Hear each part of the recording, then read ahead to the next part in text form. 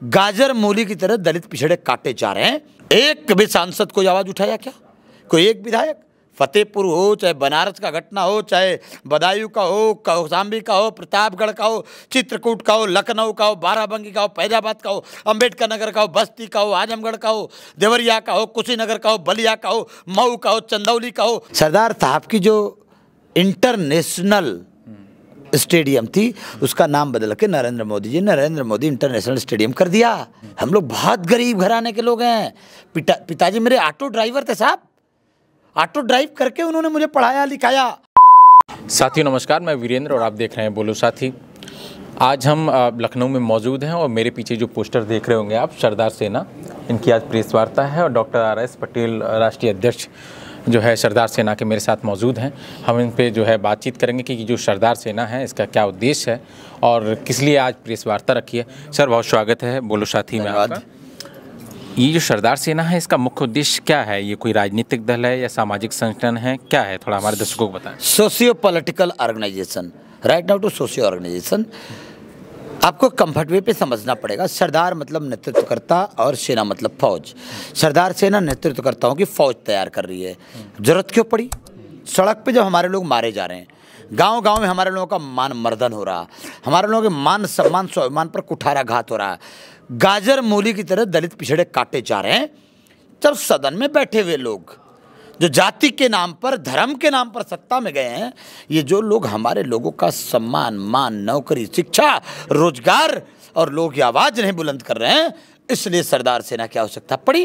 पिछले 10 सालों से सरदार सेना सड़क पर समाज के लिए लड़ रही है। इतने तमाम राजनीतिक दल हैं, तमाम राजनीतिक दलों से सांसद चुन के जा रहे हैं, विधायक चुन के जा रहे हैं आपके समाज के, क्या लगता है कि आप वो काम नहीं कर रहे हैं अपने समाज के लिए? डेफिनेटली आप जो कह रहे हो आपका उत्तर उसी में है। 41 से ज़्यादा विधायक है कुर्मी समाज के, 11 से ज़्यादा सांसद हैं, आधा दर्जन मंत्री हैं, केंद्रीय मंत्री उत्तर प्रदेश में हैं, लेकिन एक भी घटना आप बता दीजिए ऐसा जिसमें ये जा करके समाज को न्याय दिला रहे हों। एक भी घटना।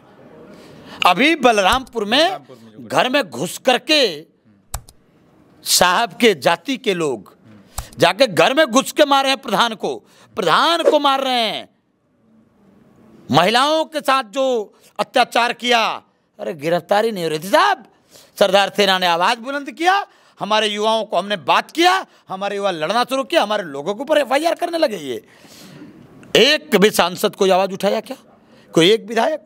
फतेहपुर हो, चाहे बनारस का घटना हो, चाहे बदायूं का हो, कौशाम्बी का हो, प्रतापगढ़ का हो, चित्रकूट का हो, लखनऊ का हो, बाराबंकी का हो, फैजाबाद का हो, अंबेडकर नगर का हो, बस्ती का हो, आजमगढ़ का हो, देवरिया का हो, कुशीनगर का हो, बलिया का हो, मऊ का हो, चंदौली का हो, बता दीजिए साहब।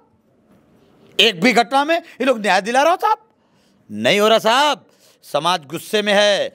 हम 22 दिन की गांव-गांव यात्रा करके आए हैं और इन यात्राओं में हमारे लोगों ने भर भर के हजारों लोग खड़े रहे हैं एक पैरों पर, और उनका कहना साहब हमें बचाओ साहब, और उनको बचाने और उनको मान सम्मान स्वाभिमान की रक्षा करने के लिए कल हम बैठक कर रहे हैं।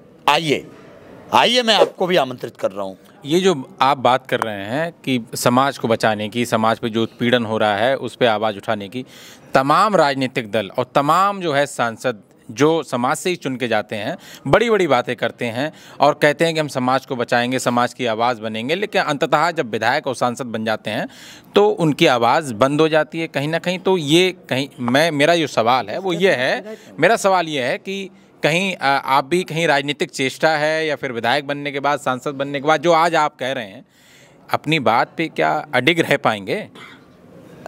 आपके सवाल में आपका उत्तर दे देता हूँ मेरे दोस्त।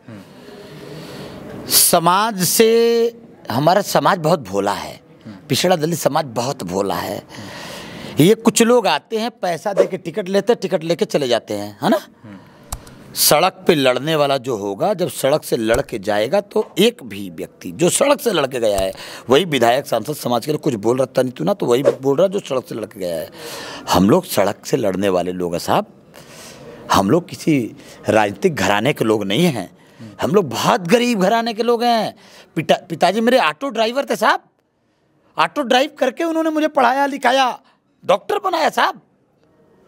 हम लोग ये हजारों सरदार सैनिक जो लड़ रहे हैं सड़क पर, ये लोग सदन में जाएंगे और जो संघर्ष कर रहा है वो समाज की आवाज़ बनेगा, वो समाज की आवाज़ बोलेगा। और जब पैसे से टिकट लेके जो जाएगा साहब ना, तो समाज तो जाति के नाम पर, उनके गिड़गिड़ाने के नाम पर उनको वोट दे देता है। लेकिन अब समाज मेरा समझ गया है, वो इनके बहकावे में बरगलावे में नहीं आने वाला साहब। अब समाज लड़ने वालों के साथ है। एक लाइन की क्लियर कर लीजिएगा, सरदार के मूर्तियों पर माला, विचारों पर ताला, इन गलत सोच के लोगों ने समाज को बर्बाद कर डाला। हम सरदार को मानने वाले लोग, हम सरदार की धारा पर चलने वाले लोग असली सरदारवादी लोग हैं, असली संविधान वाले लोग हैं। इन नकली और धोखेबाजों की क्या चर्चा करना साहब, हम क्यों इनके मुंह की बात करेंगे, हमें नहीं पता ये बात। नरेंद्र मोदी तो बड़ी बातें करते हैं, उनके नाम से देख रहे हो आपने स्टैच्यू कितनी बड़ी लगवाई है। मैंने अभी अपने एक भाई को बोला है कि मूर्तियों पर माला, विचारों पर ताला। अगर असल में मानने वाले तो सरदार साहब के विचार इम्प्लीमेंट करो। सरदार साहब की जो इंटरनेशनल स्टेडियम थी उसका नाम बदल के नरेंद्र मोदी इंटरनेशनल स्टेडियम कर दिया। ये हमारे समाज के लोगों को अब समझ में आ गया है। मैं आपको क्लियर कर देता हूँ, विपक्ष के लोगों को जब हम लोगों ने वार्ता किया पिछले समय में, हमने समर्थन दिया था लोकसभा में, और तब जब हमने वार्ता किया तो हमारे समाज ने पूरे प्रदेश में हमने आह्वान किया तो 10 टिकट में से 7 टिकट हमारे विपक्ष के लोग जीते। ये समाज मेरा साहब बहुत भोला है। सरदार साहब को पढ़ने लगा मेरा समाज, और समाज अब उनके झांसे में नहीं। आप कहाँ बता रहे शाखा में, मेरा समाज अब शाखा वखा में नहीं जाता है, जाता रहा होगा, अब नहीं जाता। जब से सरदार सेना आई है, नई रोशनी लाई है, और सरदार सेना ने ठाना है समाज को सरदार के सपनों पे लाना है और सरदार के सपनों का भारत बनाना है। एनएफएस पे क्या कहेंगे? एनएफएस झूठा है, चोर है, मक्कार है। 69,000 भर्ती को लेकर के विगत कई सालों से जो है अभ्यर्थी आंदोलन कर रहे हैं। वो शिक्षा मंत्री के आवास पे जाते हैं तो उनके ऊपर लाठियां बरसाई जाती हैं, जो है उप मुख्यमंत्री के आवास पे जाते हैं तब भी जो है उन पे लाठियां बरसाई जाती हैं। मेरा सवाल ये है, क्या आप उन अभ्यर्थियों से मिले, और अगर मिले तो उनसे आप क्या बातचीत हुई, और अगर नहीं मिले हैं तो मिलेंगे, उनसे बातचीत करेंगे? उनका जो एक मांग है, एक डिमांड है जो कोर्ट से भी जीत चुके हैं, लेकिन योगी सरकार उनकी भर्तियों को अभी तक जो है डिक्लेयर नहीं कर रही है, क्लियर नहीं कर पा रही है। मैं अपने साथियों के साथ लगातार धरना पे रहा हूँ। अच्छा, मैं ऑन बेड था, डेंगू था, डेंगू के दौरान अस्पताल से इनका आंदोलन था, अस्पताल से एम्बुलेंस से आया था यहाँ, और लगातार इन साथियों की आवाज़ हमारी आवाज़ है। हमारे आंदोलनों में, हमारे मुख्य कामों में 69,000 शिक्षक भर्ती, हमारे लोगों की आवाज़ हमेशा रही है, और मैं अंतिम दम तक अपने साथियों के साथ हूँ। अंतिम सवाल मेरा ये है, क्या 2027 के चुनाव में आपकी पार्टी, आपका संगठन जो भी है, क्या चुनाव मैदान में उतरेगा या किसी के साथ गठबंधन करने की आपकी कोई बातचीत चल रही है? कल चर्चा करेंगे। कल 11 तारीख है, राष्ट्रीय शिक्षा दिवस के अवसर पर एक गोष्ठी का आयोजन है, कल चर्चा करेंगे। चलिए, हमसे बातचीत की आपका बहुत शुक्रिया। बहुत बहुत धन्यवाद। देखिए, हमारे साथ मौजूद थे RS पटेल जी, जिन्होंने किस तरीके से बताया कि जो बहुजन महापुरुषों को लेकर के चल रहे हैं। इनके पोस्टर पे आप देख सकते हैं कि जितने भी जो लगे हुए हैं ऊपर, वो सब बहुजन महापुरुष हैं। तो उसी के संदर्भ में हमने बातचीत भी की, और पार्टी का क्या उद्देश्य है, क्या जो उसका विज़न है, तमाम मुद्दों पे हमने बातचीत की। ये पूरी बातचीत कैसी लगी, कमेंट बॉक्स के माध्यम से अपनी प्रतिक्रिया अवश्य दें। देखते रहिएगा बोलो साथी। बहुत शुक्रिया।